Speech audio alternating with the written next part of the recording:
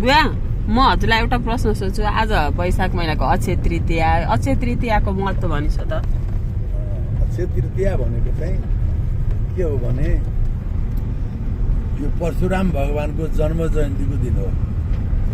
यो वैशाख शुक्ल अत्यन्त उत्तम महिना हो। मासानाम माधव वर भनेको छ वैशाख महिना सबभन्दा उत्तम महिना हुन्छ।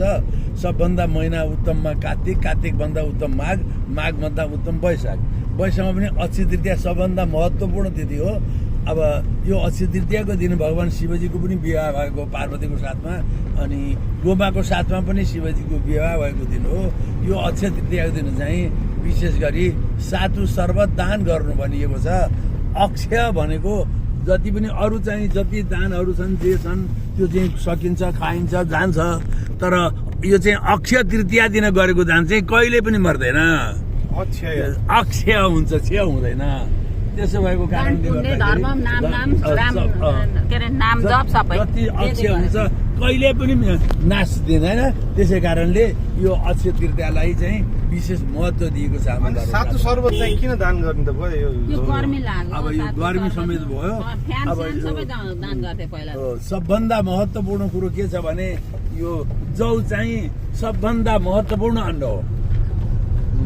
भगवानले भनिदिनु भयो अब सबै भगवानका अवयवहरू मध्ये म चाहिँ औषधिनाम अहम एव भनिदिनु भयो म अन्नहरूमा जौ हुँ भनेर।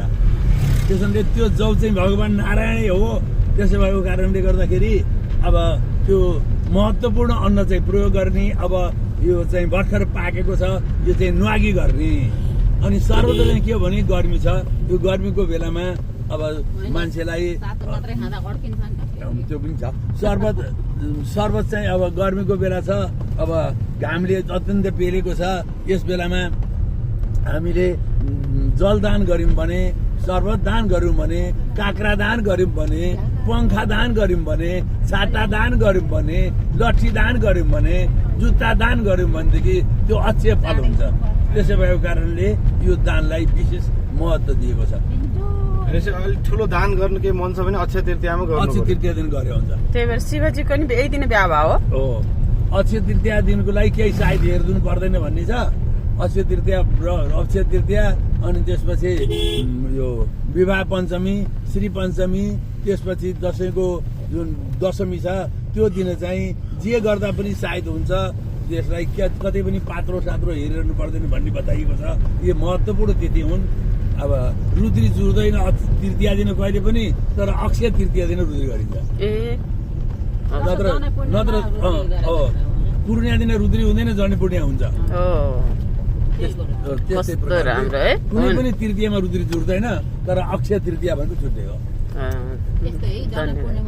धन्यवाद बुवा यो एकदम महत्त्वपूर्ण जानकारीको लागि। यति बेला हामी रामेछाप स्थित बाबेहर्क भन्ने बिटारमा छौँ। अब